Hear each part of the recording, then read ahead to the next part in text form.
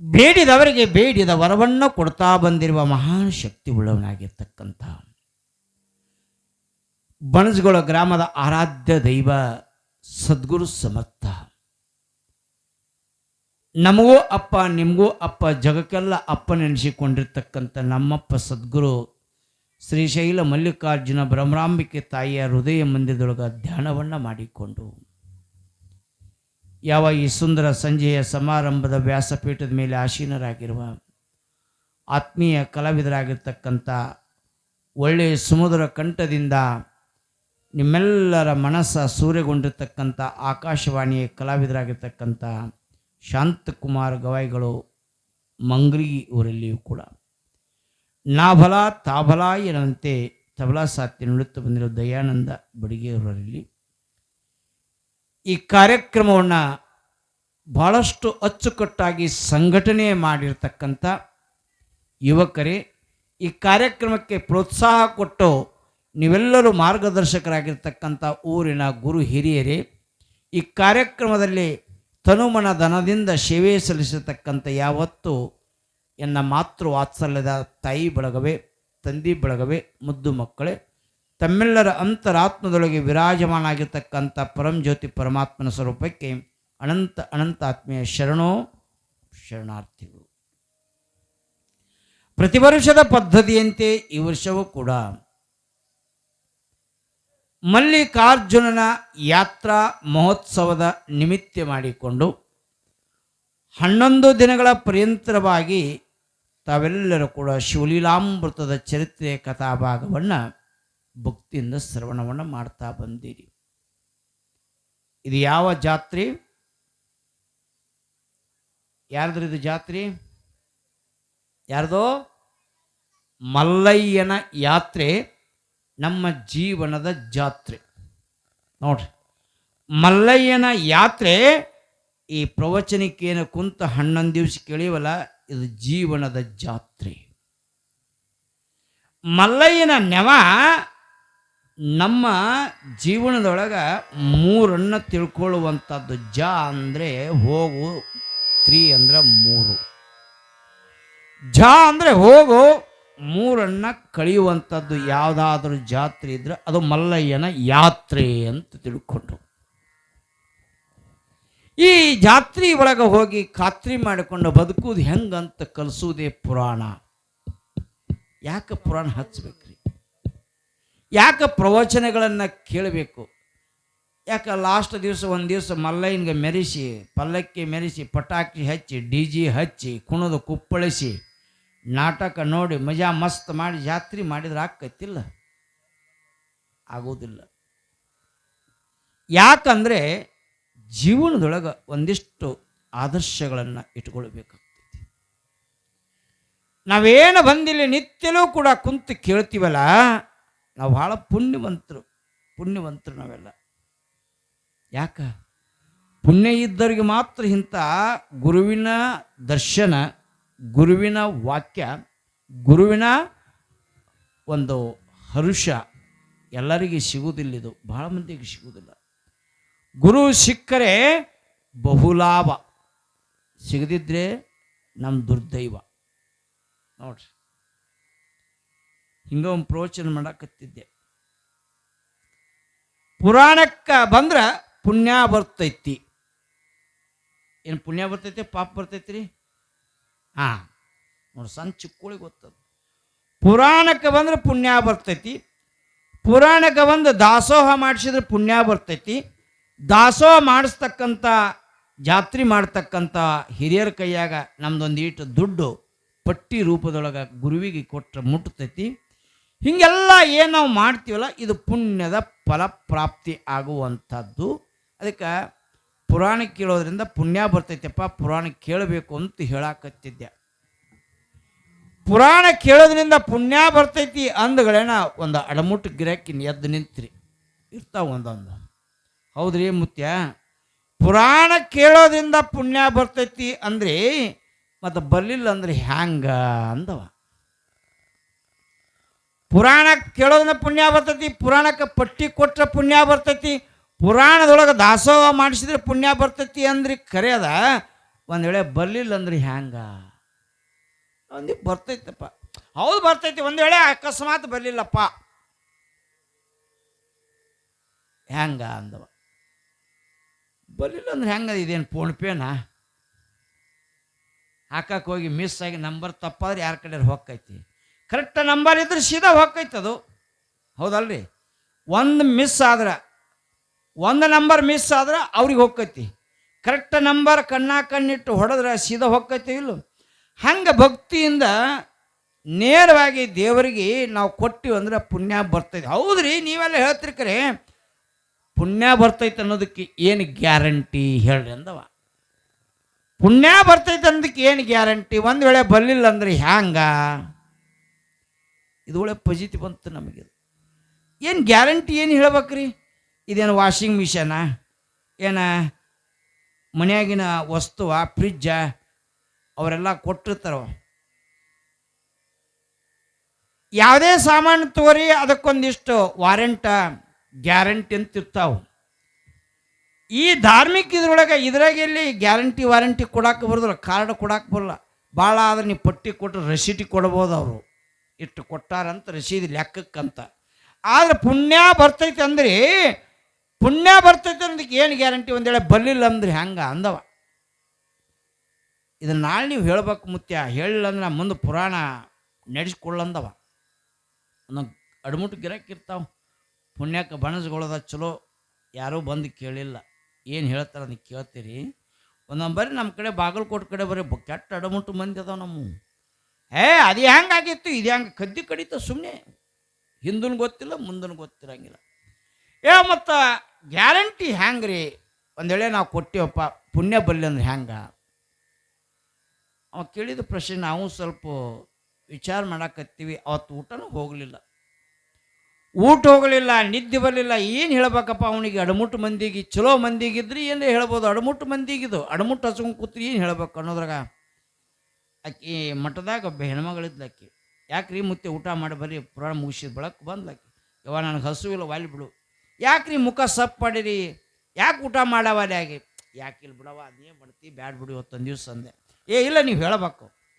ಹಿಂಗವ ಪುರಾಣದಾಗ ಒಂದು ಅಡಮುಟ್ಟು ಮನುಷ್ಯ ದಾನ ಕೊಟ್ರ, ಧರ್ಮ ಮಾಡಿದ್ರ, ದಾಸೋಹ ಮಾಡಿದ್ರ ಪಟ್ಟಿ ಕೊಟ್ಟ ಪುಣ್ಯ ಬರ್ತೈತೆ ಅಂದ್ರಿ. ಪುಣ್ಯ ಬರ್ತೈತೆ ಅನ್ನೋದಕ್ಕೆ ಏನು ಗ್ಯಾರಂಟಿ? ಒಂದು ವೇಳೆ ಬರಲಿಲ್ಲ ಅಂದ್ರೆ ಹೆಂಗ ಅಂತ ಕೇಳ್ಯಾನ. ಅದನ್ನು ನಾಳೆ ಹೇಳ್ಬೇಕಂತ ಗಂಟು ಬಿದ್ದನವ. ಅದಕ್ಕೆ ಏನು ಹೇಳ್ಬೇಕಿಂತ ಅಡಮುಟ್ಟು ಮಂದಿಗೆ ತಿಳಿದು ಬ್ಯಾಸರ ಆಗೈತಿ ಅಂತ ನಾ ಅಂದೆ. ಆ ಹೆಣ್ಮಗಳು ಏನು ಅನ್ಬೇಕ್ರಿ? ಈಟಾರಿ ಮುತ್ಯ ಅಂದ್ಲು. ಈಟ ಅಂದೆ. ಇದೇಟ್ರು ಮಾತ್ರ ಎಂದ್ಲಕ್ಕಿ ಅಂದೆನ. ನೋಡಿ, ಹೇಳೋರ್ಕಿಂತ ಕೇಳೋರು ಭಾಳ ಶಾನೆ ಇರ್ತಾರೆ. ಹೇಳೋರ್ದು ಒಂದು ಬಾಯಿ, ಕೇಳೋರ್ದು 2 ಕಿವಿ ಇರ್ತಾವಂತ. ಕೇಳೋರ್ದು 2 ಕಿವಿ ಇರ್ತಾವೆ. ಆಕೆಯಿಂದ ಈಟು ಮಾತಿಗೆ ಇಟ್ಟು ಶಟ್ಕೊಂಡು ಊಟ ಬಿಟ್ಟು ಕೂತೀರಿ, ಇದು ಯಾಕೆ ದೊಡ್ಡ ಚಿಂತೆ ಮಾಡ್ತೀರಿ ಅಂತ. ಮತ್ತು ಹೆಂಗೆ ಮಾಡ್ಬೇಕು? ನೀವೇನು ಮಾಡಬೇಡಿ, ಸುಮ್ಮ ಊಟ ಮಾಡಿ ಆರಾಮ್ ಮಕ್ಕೋರಿ. ಮುಂಜಾನೆ ಎದ್ದು ನಿಮ್ಮ ಪೂಜಾ ಜಳಕ್ಕೆ ಆಕೈತಲ್ಲ ಹೇಳ್ತೀನಂದ್ಲು. ಆಯ್ತು, ಆಕಿನ ಮ್ಯಾಗ ಭರವಸೆ ಇಟ್ಟು ಊಟ ಮಾಡಿ ಮಕ್ಕೊಂಡ್ವಿ. ಮುಂಜಾನೆ ಎದ್ದು ಪೂಜೆ ಆಗೋಣ ಬಂದು. ಇವತ್ತು ಪುರಾಣಕ್ಕೆ ಹೋಗ್ತಿರಿ ನೀವು? ಹೌದು ಹೋಗ್ಬೇಕು. ಬರುವಾಗ ಯಾವ ಅಡಮುಟ್ಟು ಕೇಳ್ಯಾನಲ್ಲ ಅವನಿಗೆ ಜರ ಕರ್ಕೊಂಡು ಬರೀ ಊಟ ಇಲ್ಲೇ ಮಾಡ್ಸಕ್ರಿ ಅಂತ ಹೇಳಿದಕ್ಕೆ. ಆಯ್ತವ. ಮತ್ತು ಅವ್ನಿಗೆ ಉತ್ತರ ಕರ್ಕೊಂಡು ಬರೀಲಿ, ಊಟ ಮಾಡ್ಕೊಂತ ಮಾತಾಡ್ಕೊಂತ ಅವ್ನಿಗೆ ಉತ್ತರ ನಾ ಎಲ್ಲ ಕಲಿಸ್ತೀನಿ, ನೀವು ಕರ್ಕೊಂಡು ಬರ್ರಿ.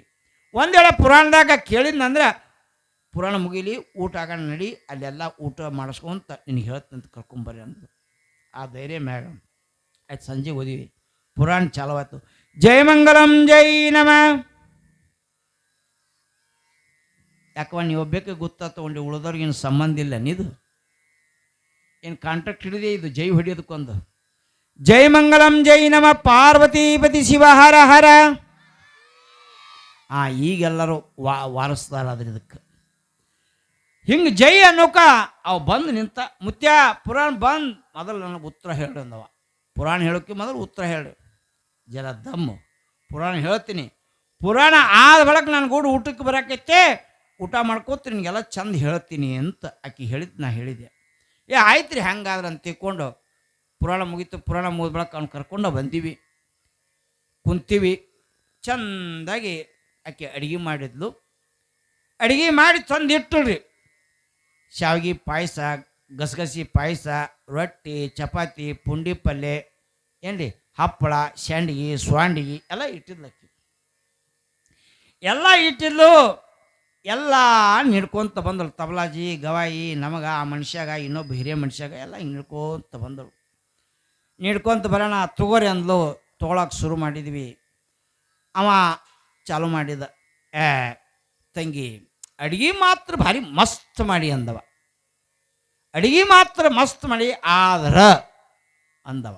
ಇದು ಆದ್ರ ಅಂದ್ರೆ ಭಾಳ ಡೇಂಜರ್ ನೋಡ್ರಿ. ಇದು ಒಬ್ಬರು ಅಂತಿರ್ತಾರೆ, ಹುಡುಗಿ ಏನ್ರಿ ಭಾರಿ ಮಸ್ತ್ ಒಳ್ಳೆ ಹುಡುಗಿರಿ ಭಾಳ ಕಲ್ತಾಳ್ರಿ. ಆದ್ರಂದ್ರೆ ಏನು? ಜರ ಆಕಿ ಸೀರೆ ಉಟ್ಕೊಳಕ್ಕೆ ಬರೋದು, ಅಡುಗೆ ಮಾಡಕ್ಕೆ ಬರೋದಿಲ್ಲ, ಪ್ಯಾಂಟ್ ಶರ್ಟ್ ಹಾಕೊಂಡು ಗಂಡಬೇರಿ ಹೆಂಗೆ ತಿರುಗ್ತಾಳ್ರಿ. ಆದ್ರೆ ಅನ್ನೋದು ಭಾಳ ಡೇಂಜರ್ ರೀ. ಹುಡುಗೇನ್ರಿ ಕೋಟ್ಯಾಧೀಶ್. ಆ ಹುಡುಗರು ಎಬಸ್ರ ಅವಕ್ಕೆ ಎಬ್ಸೆ ಕಳಿಸ್ರ ಕಡೆ ಹೋಲಿ. ಆ ಕಡೆ ಹಿಂದೆ ಕೊಡೋರು, ಅಲ್ಲಿ ಹಿಂದೆ ಕೊಡೋರಿ. ಪುರಾಣ ಕೇಳಕ್ಕೆ ಕೂತಿ ಮಾತಾಡ್ಕೊಂತ ಕೂತಾವು. ಹೇಳ ಕಡೆ ಹೋಗಿ.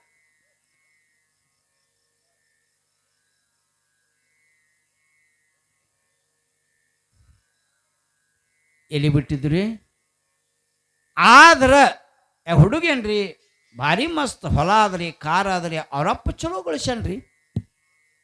8 ಕೂರಿಗೆ ಹೊಲ ಅದ, 2 ಅಂತಸ್ತು ಮನಿ ಅದ, ಅಡ್ಡಾಡಕ್ಕೆ ಕಾರ್ ಅದ. ಆದ್ರೆ ಏನ್ರಿ? ಆದ್ರ ಅಂದ್ರೆ ಮುಂದೆ ಡೇಂಜರ್. ಜರ ಕುಡಿತಾನ್ರಿ. ಕುಡ್ದಾಗ ಅಟ್ಟ ಸೇತ್ತಾನ್ರಿ. ಯಾವಾಗಲೇನು ಸೇದಂಗಿಲ್ರಿ, ಯಾವಾಗೇನು ಕುಡಿಯಂಗಿಲ್ರಿ. ಅದು ಇಸ್ಪೇಟ್ ಆಡಿ ಸೋತಾಗ ಅಟ್ಟ ಕುಡಿತಾನ್ರಿ. ಮತ್ತಿನ್ನು ಉಳಿತೇನದಾಗ ಈ ಆದ್ರ ಅನ್ನೋ ಶಬ್ದ ಏನದಲ್ಲ ಭಾಳ ಡೇಂಜರ್ ಇದು. ಅವಂದ ಆದ್ರ ಅಂದ್ಗಳೇನ ಏನಾತ್ರಿ? ಆದ್ರ ಅಡಿಗೆಲ್ಲ ಚಲೋ ಮಾಡಿ ತಂಗಿ, ಆದ್ರ ಜರ ಉಪ್ಪೇ ಹಾಕಿಲ್ಲ, ಏಟೂ ಇಲ್ಲಲ್ಲ. ಅಡಿಗೆ ಮಾಡಿ ಸಾರನ್ಯಾಗ ಉಪ್ಪಿಲ್ಲ, ಅಣದಾಗ ಉಪ್ಪಿಲ್ಲ, ಪಲ್ಯದಾಗ ಉಪ್ಪಿಲ್ಲ, ಉಪ್ಪಿನ ಹಳ್ಳು ಒಂದು ಹಣ್ಣಿ ಒಂದು ಕಣ್ಣಿನೂ ಇಲ್ಲ, ಉಪ್ಪು ಹಾಕಿಲ್ಲ. ಅಡುಗೆ ಭಾಳ ಚಂದ ಮಾಡಿ. ಅಕ್ಕಿ ಅಂದ್ಲು, ಕಾಕವ್ರೆ ಅಡುಗೆಗೆ ಉಪ್ಪು ಹಾಕಿದ್ರೆ ಏನಾಗ್ತೈತ್ರಿ? ತಂಗಿ ರುಚಿ ಆಕೈತವ. ಅಡುಗೆಗೂ ಉಪ್ಪು ಹಾಕಿದ್ರೆ, ಪಲ್ಯಕ್ಕೆ ಉಪ್ಪು ಹಾಕಿದ್ರೆ, ಸಾರಿಗೆ ಉಪ್ಪು ಹಾಕಿದ್ರೆ ರುಚಿ ಆಕೈತಿ ನೀವು ಅಂತೀರಿ.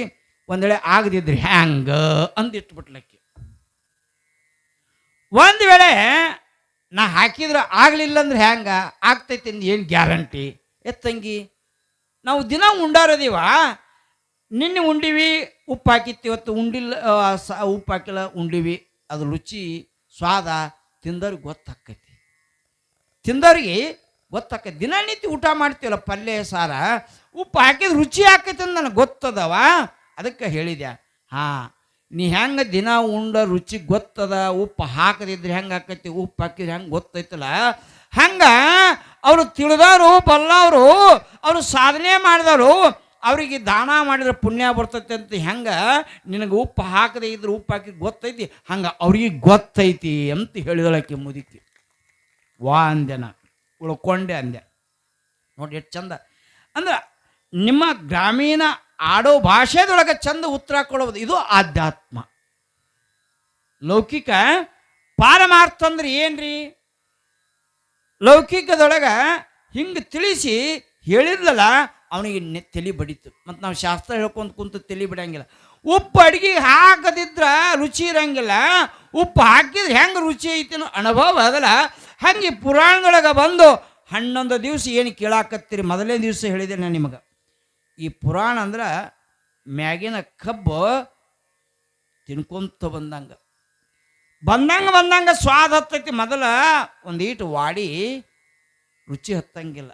ಬಡ್ಡಿಗೆ ಬಂದಂಗೆ ಹೆಂಗೆ ರುಚಿ ಹತ್ತೈತಿ ನಿಮ್ಗೆ ಗೊತ್ತಾಕೈತಿ ಅಂದಿದ್ನಿಲ್ಲ. ಪುರಾಣ ಹೆಂಗೆ ಬರ್ತೈತಿ ಹಂಗೆ ಸ್ವಾದ ತೊಗೊಂಡು ಇನ್ನೂ ಯಾಕೆ ಮುಗಿತು ಜಲ್ದಿ ಪುರಾಣ ಅನ್ನೋಂಗೆ ಆಕೈತಿ. ನಮಗೂ 10 ದಿವಸ ಹೋಗಿದ್ದ ಗೊತ್ತಾಗಿಲ್ಲ ಹೆಂಗೆ ಪುರಾಣ ಆತೋ ಏನೋ. ಇನ್ನೂ ನೋಡಿದ್ರೆ ಇನ್ನೂ ಹೇಳೋ ರಗಡದವ, ಆದ್ರೆ ಟೈಮ್ ಸಾಲದಂಗೆ ಆಗ್ಯದ. ಇಂಥ ಭಕ್ತಿಯಿಂದ ಕುಂತು ಕೇಳುವ ಜನ ಎಲ್ಲಿಯಾದ್ರೂ ಇದ್ರೆ ಪುರಾಣ ಈ ಭಾಗದಾಗ ಭಾಳ ಮಂದಿ ನೋಡ್ತೀವ. ಪುರಾಣ ಹಚ್ಚಿದ್ರೆ ಕರ್ಕೊಂಡು ಬಂದಾವ 2 ಮಂದಿ, ಮೈಕ್ ಹಚ್ಚ ಒಬ್ಬ, ನಿರೂಪಣೆ ಮಾಡೋ ಒಬ್ಬ, ಬಸವಣ್ಣ ಒಬ್ಬ, ತಬಲಾಜಿ ಗವಾಯಿ, ಕಿವಿ ಕೇಳಾದವ್ರು 4 ಮಂದಿ ಮುದುಕರು ಕರ್ಕೊಂಡು ಬಂದಿರ್ತಾರೆ, ಕುಂದಿರ್ಸಿರ್ತಾರೆ. ಒಂದೆರಡು ಮುದುಕಿಯಾರು ಕಣ್ಣು ಕಾಣಲಾದವ್ರು 4 ಮಂದಿ, 8-10 ಮಂದಿ ಬಿಟ್ಟರೆ ಪುರಾಣಕ್ಕೆ ಮಂದಿನೇ ಇರಂಗಿಲ್ಲ. ಯಾಕೆ? ಅವ್ರು ಟಿವ್ಯಾಗ ಮಗ್ನಾಗ್ಯಾರ, ಇವರು ಮೊಬೈಲ್ದಾಗ ಮಗ್ನಾಗ್ಯಾರ. ಎಲ್ಲರೂ ಅವ್ರವ್ರು ಬ್ಯುಸಿ ಇದ್ದೊತ್ನ್ಯಾಗ ಟಿ ವಿ ಬಂದ್ ಮಾಡಿ ಇಷ್ಟು ಮಂದಿ ಬಂದು ಕುಂತು ಕೇಳಾಕತ್ತೀರಿ ಅಂತಂದ್ರೆ ನಾವು ಬಾಗಲಕೋಟಿಂದ ಬಂದು ಹೇಳೋದು ಮುಖ್ಯ ಅಲ್ಲ. ಇಲ್ಲಿ ಟಿ ವಿ ಬಂದ್ ಮಾಡಿ ಕುಂತೀರಿ ಅಂದ್ರೆ ನಾವು ಪುಣ್ಯವಂತರು, ನೀವು ಅಲ್ಲವ. ಭಾಳ ದೊಡ್ಡ ಥ್ಯಾಂಕ್ಸ್ ನಿಮಗೆ ಇವತ್ತಿನ ದಿವಸ. ಎಷ್ಟು ದೊಡ್ಡ ತ್ಯಾಗ ಅದು, ಎಷ್ಟು ದೊಡ್ಡ ತ್ಯಾಗ. ಅದನ್ನೆಲ್ಲ ಧಾರಾವಾಹಿ ಸೀರಿಯಲ್ ಬಂದ್ ಮಾಡಿ ಬಂದು ಕುಂತು ಕೇಳಬೇಕಂತಂದ್ರೆ ನಿಮ್ದು ನಿಜವಾಗ್ಲೂ ದೊಡ್ಡ ತ್ಯಾಗ ಅದ. ಅಂಥ ತ್ಯಾಗದೊಳಗೆ ಇವತ್ತು ಬಂದು ಕುಂತು ಕೇಳಿರಿ ಅಂತಂದ್ರೆ ಇದೇ ಕೊನೆಗೆ ಉಳಿದೇವ. ಇದೇ ಉಳಿದು ನಾವು ಮಾಡ್ತೀವಲ್ಲ ಏನು ಪುಣ್ಯ, ಆ ಒಂದೇ ಪುಣ್ಯ ಉಳಿತೈತಿ ಹೊರತು ಅದು ಸುಮ್ಮನೆ ಟೈಮ್ ಪಾಸ್. ಇದು ಜೀವನದ ಮೌಲ್ಯಗಳನ್ನು ತಿಳಿಸಿಕೊಡ್ತೈತಿ. ಅಂಥ ಜೀವನ ಮೌಲ್ಯದ ಪುರಾಣ ಯಾವುದು ಅಂದ್ರೆ ಅದು ಶಿವಪುರಾಣ. ಈ ಶಿವಪುರಾಣದೊಳಗೆ ಒಂದು ಮಾತು ಬರೀತಾರೆ. ಏನು ಬರೀತಾರೆ? ಯಾರಿಗೆ ಗುರುನಾಥ ದೇವರು ಹರಿಸ್ಬೇಕಂತ ಅವನಿಗೆ ಇಚ್ಛೆ ಆಕ್ಕೈತಲ್ಲ, ಯಾರಿಗೆ ಹರಿಸ್ಬೇಕು ಅವ್ನು ಉದ್ಧಾರ ಮಾಡಬೇಕು